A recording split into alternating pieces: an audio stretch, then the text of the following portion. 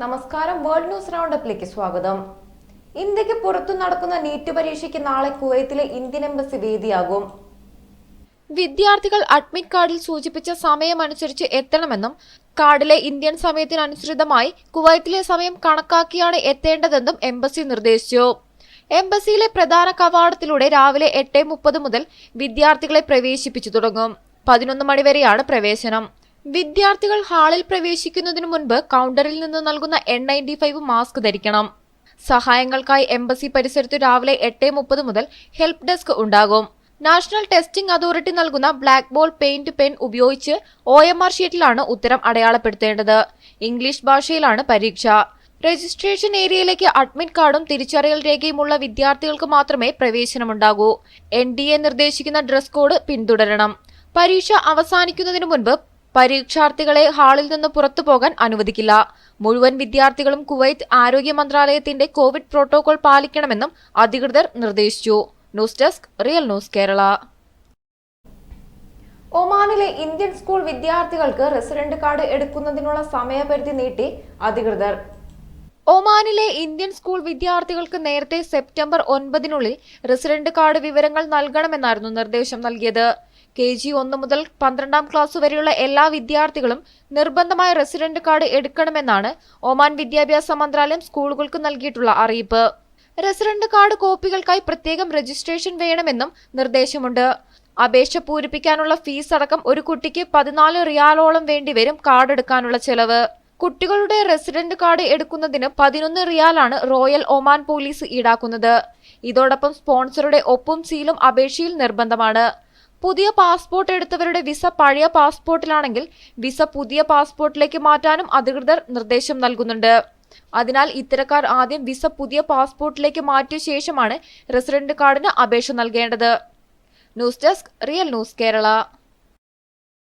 ഖത്തറിൽ Pfizer, Moderna എന്നീ വാക്സിനുകൾ സ്വീകരിച്ചവർക്ക് ബൂസ്റ്റർ ഡോസുകൾ നൽകുന്നു. 65 വയസ്സിന് മുകളിലുള്ളവർ, മാരക രോഗങ്ങൾക്ക് മരുന്ന് കഴിക്കുന്നത് മൂലമോ മറ്റു കാരണങ്ങളാലോ പ്രതിരോധശേഷി കുറഞ്ഞവർ, ആരോഗ്യ പരിചരണ രംഗത്ത് ജോലി ചെയ്യുന്നവർ എന്നിവർക്കാണ് ആദ്യഘട്ടത്തിൽ ബൂസ്റ്റർ ഡോസ് നൽകുന്നത്. എന്നാൽ രണ്ടാമത്തെ ഡോസ് എടുത്ത് 8 മാസം പിന്നിട്ടവർക്ക് മാത്രമേ ബൂസ്റ്റർ ഡോസ് ലഭിക്കുകയുള്ളൂ. നേരത്തെ സ്വീകരിച്ച അതേ വാക്സിൻ കമ്പനിയുടേത് തന്നെയായിരിക്കും ബൂസ്റ്റർ ഡോസായി നൽകുക. യോഗ്യരായ വിഭാഗക്കാരെ അതത് താമസ മേഖലയിലുള്ള PHCCകളിൽ നിന്നും വിളിച്ചു അപ്പോയിന്റ്മെന്റ് നൽകും. ബൂസ്റ്റർ ഡോസ് സ്വീകരിക്കുന്നതിലൂടെ രോഗപ്രതിരോധ ശേഷി വർദ്ധിപ്പിക്കാൻ കഴിയുമെന്ന ശാസ്ത്രീയ തെളിവുകളുടെ അടിസ്ഥാനത്തിലാണ് നടപടിയെന്നും 2ാം ഡോസ് എടുത്ത് 12 മാസങ്ങൾക്കുള്ളിൽ എല്ലാവരും ബൂസ്റ്റർ ഡോസ് സ്വീകരിക്കണമെന്നും ആരോഗ്യ മന്ത്രാലയം നിർദ്ദേശിച്ചു. News desk, real news Kerala. Saudi അറേബ്യയിലെ പ്രധാന നഗരങ്ങളിൽ ട്രക്കുകളുടെ പ്രവേശനം ക്രമീകരിക്കാനാണ് പുതിയ സംവിധാനം. ചരക്കു നീക്കം വേഗത്തിലാക്കുക, നഗരത്തിൽ ഗതാഗത തിരക്ക് കുറയ്ക്കുക എന്നിവയുമാണ് ലക്ഷ്യം. പൊതുഗതാഗത അതോറിറ്റിയാണ് ലോറികൾക്ക് ഏർപ്പെടുത്തുന്ന പുതിയ രീതി അറിയിച്ചത്. ഇതുപ്രകാരം ഓരോ ലോറിക്കും നഗരത്തിലേക്ക് പ്രവേശിക്കാൻ പ്രത്യേക സമയം നിശ്ചയിച്ചു നൽകും. പുറത്തിറങ്ങേണ്ട സമയവും ഇതിലുണ്ടാകും. ഇലക്ട്രോണിക് സംവിധാനം വഴി ലോറികൾക്ക് ഓൺലൈൻ വഴി ഇതിനുള്ള സമ്മതപത്രം കരസ്ഥമാക്കാം. ആദ്യഘട്ടത്തിൽ ജിദ്ദയിലാണ് പദ്ധതി നടപ്പാക്കുക. പുതിയ സംവിധാനത്തിലൂടെ നഗര കവാടത്തിൽ ലോറികൾ കാത്തിരിക്കേണ്ട സാഹചര്യവും ഒഴിവാക്കും. വിലക്കുകളുള്ള സമയങ്ങളിൽ നഗരങ്ങളിലേക്ക് പ്രവേശിക്കാൻ ലോറികൾക്ക് സാധിക്കില്ല. ലംഘിച്ചാൽ ട്രക്കുകൾ ക്യാമറകളിൽ കുടുങ്ങും. പുതിയ സംവിധാനം നഗരമേഖലയിലെ യാത്രകൾക്കും ചരക്കു നീക്കങ്ങളും എളുപ്പമാക്കാൻ സഹായിക്കുമെന്നും അതോറിറ്റി അറിയിച്ചു. News desk, real news Kerala. സ്ത്രീയുടെ മൃതദേഹം നിലവറയിൽ ഒളിപ്പിച്ച് മകൻ 1 വർഷത്തോളം പെൻഷൻ വാങ്ങി. സോഷ്യൽ വെൽഫെയർ പദ്ധതി പ്രകാരം 43 ലക്ഷത്തിൽ പരം രൂപയാണ് 66-കാരനായ മകൻ അടിച്ചുമാറ്റിയത്. അമ്മയുടെ മൃതദേഹം ബാൻഡേജ് കെട്ടി നിലവറയിൽ ശീതീകരിച്ച് സൂക്ഷിക്കുകയും മരണവിവരം രഹസ്യമാക്കി വെക്കുകയുമായിരുന്നുവെന്ന് ഇയാൾ ഓസ്ട്രിയൻ അധികൃതരോട് പറഞ്ഞു. അമ്മയ്ക്ക് ലഭിച്ചിരുന്ന ആനുകൂല്യം തുടർന്നും നേടാനായിരുന്നു ഇങ്ങനെ ചെയ്തതെന്നും ഇയാൾ പറഞ്ഞു.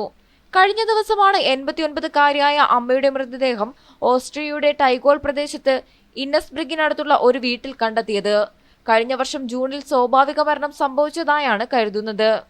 ദുർഗന്ധമോ തിരിച്ചറിയപ്പെടുന്ന മറ്റു കാര്യങ്ങളോ ഇല്ലാതെയാണ് ഇയാൾ മൃതദേഹം സൂക്ഷിച്ചതെന്ന് പോലീസ് മേധാവി ഹെൽമുട്ട് ഗഫ്ലർ പറഞ്ഞു.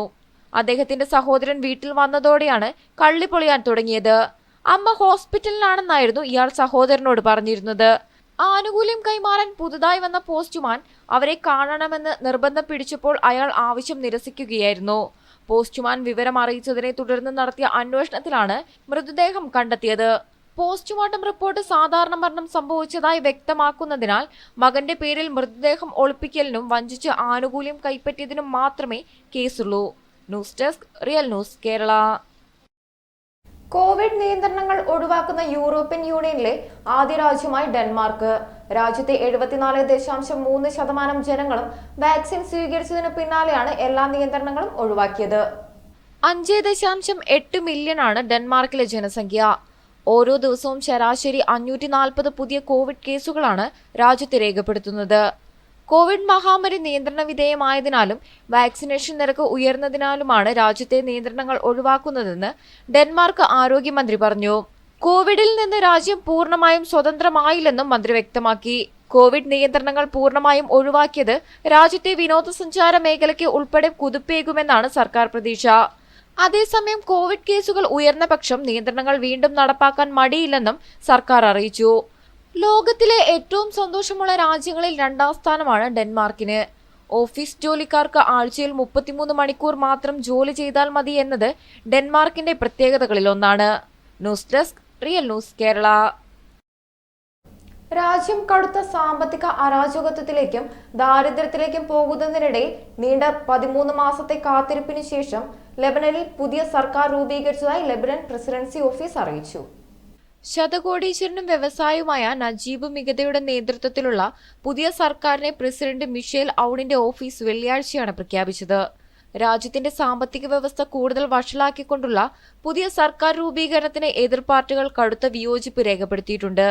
2020 ആഗസ്റ്റ് 4 ബെയ്റൂത്തിലെ സ്ഫോടനത്തിനു പിന്നാലെയുണ്ടായ വൻ ജനപ്രക്ഷോഭത്തിനു ശേഷമാണ് ലെബനൻ സർക്കാർ രാജിവെച്ചത്.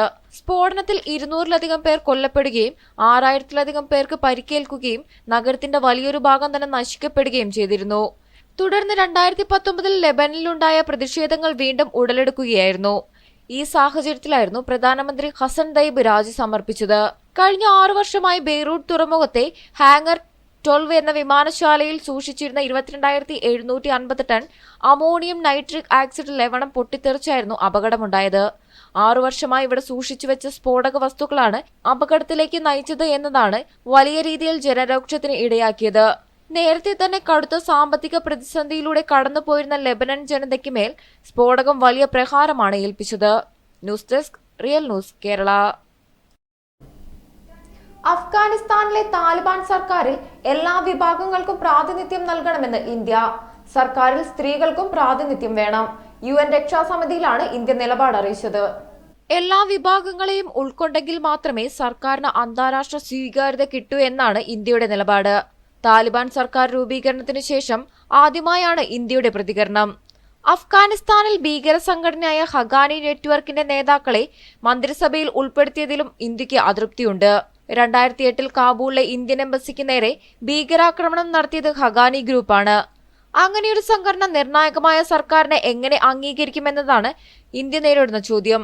അതിനിടെ താലിബാനുമായി ചർച്ച വേണമെന്നാണ് UN തലവൻ അന്റോണിയോ ഗുട്ടറസിന്റെ നിലപാട്. അന്താരാഷ്ട്ര സമൂഹം താലിബാനുമായി ചർച്ചകൾ ആരംഭിക്കണമെന്നും അഫ്ഗാൻ ജനതയോട് ലോകം അനുകമ്പ കാട്ടണമെന്നും അദ്ദേഹം നേരത്തെ ആവശ്യപ്പെട്ടിരുന്നു. News desk real news Kerala. പൊതുഗതാഗത സംവിധാനത്തിൽ മാസ്ക് ഉപയോഗിക്കാതെ യാത്ര ചെയ്യുന്നവർക്കുള്ള പിഴ US ഇരട്ടിയാക്കി. പുതിയ നിയമം വെള്ളിയാഴ്ച മുതൽ പ്രാബല്യത്തിൽ വന്നു. രാജ്യത്ത് കോവിഡ് വ്യാപനം രൂക്ഷമായ സാഹചര്യത്തിലാണ് തീരുമാനം. നിലവിലെ മാസ്ക് ചട്ടം ലംഘിക്കുന്നവർക്ക് ആദ്യ തവണ $250 പിഴ. ഇത് $500 മുതൽ $1000 വരെയാകും. പിഴവ് ആവർത്തിച്ചാൽ പിഴ $1000 മുതൽ $3000 വരെയാവുമെന്ന് ബൈഡൻ അറിയിച്ചു. ചട്ടങ്ങൾ ലംഘിക്കാനാണ് നിങ്ങളുടെ തീരുമാനമെങ്കിൽ പിഴ കൊടുക്കാനും തയ്യാറായിക്കോളൂ എന്ന മുന്നറിയിപ്പോടെയാണ് പ്രസിഡന്റിന്റെ പ്രഖ്യാപനം. മാസ്ക് ധരിക്കാൻ ആവശ്യപ്പെടുന്ന അധികൃതരെ ആളുകൾ ശകാരിക്കുന്നത് കാണുന്നുണ്ടെന്നും കൂടുതൽ വിവേകത്തോടെ പെരുമാറുക എന്നാണ് ഇവരോട് പറയാനുള്ളതെന്നും പ്രസിഡന്റ് പറഞ്ഞു. ബൈഡൻ അധികാരത്തിലെത്തിയതിനു ശേഷമാണ് നിർബന്ധമായും മാസ്ക് ധരിക്കണമെന്ന ചട്ടം അമേരിക്കയിൽ പ്രാബല്യത്തിലായത്. News desk real news Kerala. Saudi അറേബ്യയിൽ 103 പേരിൽ മാത്രമാണ് പുതിയതായി കോവിഡ് കണ്ടെത്തിയതെന്ന് വെളിപ്പെടുത്തി ആരോഗ്യ മന്ത്രാലയം. കോവിഡ് രോഗബാധിതരിൽ 98% പേരും ഇതിനോടകം സുഖം പ്രാപിച്ചതായും മന്ത്രാലയം അറിയിച്ചു. ഗുരുതരാവസ്ഥയിലുള്ളവരുടെ എണ്ണത്തിലും ഗണ്യമായ കുറവാണ് രേഖപ്പെടുത്തിയത്.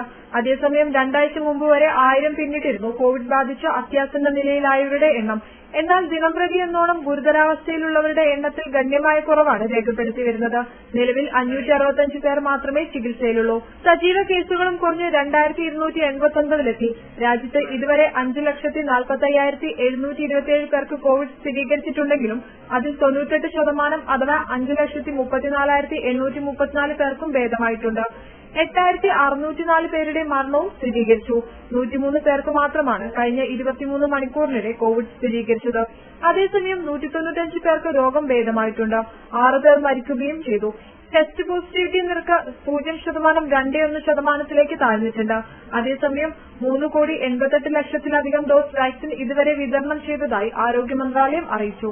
News desk real news Kerala. താലിബാനുമായി ചർച്ച വേണമെന്ന് UN തലവൻ അന്റോണിയോ ഗുട്ടറസ്. അന്താരാഷ്ട്ര സമൂഹം താലിബാനുമായി ചർച്ചകൾ ആരംഭിക്കണം. അഫ്ഗാൻ ജനതയോട് ലോകം അനുകമ്പ കാട്ടണമെന്നും അദ്ദേഹം പറഞ്ഞു. അഫ്ഗാനിലെ മനുഷ്യർ വലിയ ദുരന്തത്തിന്റെ വക്കിലാണ്. വിശപ്പ് കാരണം ആയിരങ്ങൾ മരിക്കുന്ന സാഹചര്യം ഒഴിവാക്കപ്പെടണം. താലിബാനുമായുള്ള ചർച്ചകളുടെ ഫലം അനുകൂലമാകുമെന്ന് ഒരുറപ്പുമില്ല. എങ്കിലും ചർച്ചകൾ നടക്കണം. അഫ്ഗാനിസ്ഥാൻ ആഗോള ഭീകരതയുടെ താവളമായി മാറാതിരിക്കാനും ഇത് അത്യാവശ്യമാണെന്നും അന്റോണിയോ ഗുട്ടറസ് പറഞ്ഞു. അതേസമയം ഭീകരർക്ക് സുരക്ഷിത താവളമായി അഫ്ഗാനിസ്ഥാൻ മാറുന്നത് തടയുമെന്ന് ബ്രിക്സ് ഉച്ചകോടി അംഗീകരിച്ച സംയുക്ത പ്രസ്താവനയിൽ പറഞ്ഞു. അഫ്ഗാനിസ്ഥാനിൽ ഭീകര സംഘടനയായ ഇസ്ലാമിക് സ്റ്റേറ്റ് വീണ്ടും തലപൊക്കുന്നതിൽ ഉച്ചകോടി കടുത്ത ആശങ്ക രേഖപ്പെടുത്തി. ഇതിനിടെ താലിബാൻ പ്രഖ്യാപിച്ച സർക്കാർ നിയമവിരുദ്ധമെന്ന് ദില്ലിയിലെ അഫ്ഗാൻ എംബസി പ്രസ്താവനയിറക്കി.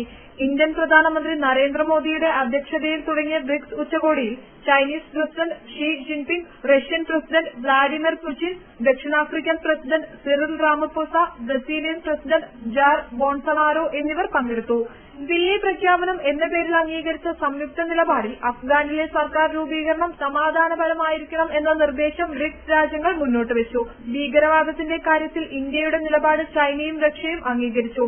ഭീകരർക്ക് സുരക്ഷിത താവളം നൽകരുത്, മറ്റു രാജ്യങ്ങൾക്കെതിരെ യുദ്ധം നടത്താൻ ഭീകര സംഘടനകൾക്ക് അഫ്ഗാൻ മണ്ണാകരുതെന്നും പ്രഖ്യാപനത്തിലുണ്ട്. IS വീണ്ടും സജീവമാകുന്നതിൽ എല്ലാ നേതാക്കളും ആശങ്ക അറിയിച്ചു.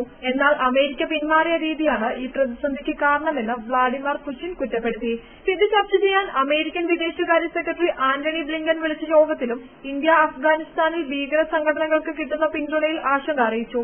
അതേസമയം ഇന്ത്യയിലെ അഫ്ഗാൻ എംബസിയിൽ ഇപ്പോഴും പഴയ പതാകയാണ് പാറുന്നത്. താലിബാൻ രൂപീകരിച്ച സർക്കാർ ജനങ്ങളുടെ പിന്തുണ ഇല്ലാത്തതെന്ന് വ്യക്തമാക്കി പരസ്യ കലാപം ഉയർത്തുകയാണ് ഇന്ത്യയിലെ എംബസി. എംബസിയിലെ ഈ നിലപാട് ഇന്ത്യയ്ക്കും താലിബാൻ ഭരണകൂടത്തിനും ഇടയിലെ ബന്ധവും സങ്കീർണമാകുന്നു. ഭീകരവാദം തള്ളുമ്പോഴും താലിബാൻ സർക്കാരിനോടുള്ള നിലപാടിന്റെ കാര്യത്തിൽ ബ്രിക്സ് രാജ്യങ്ങൾക്ക് ഒറ്റ നിലപാടിൽ എത്താനായില്ല. News desk real news Kerala.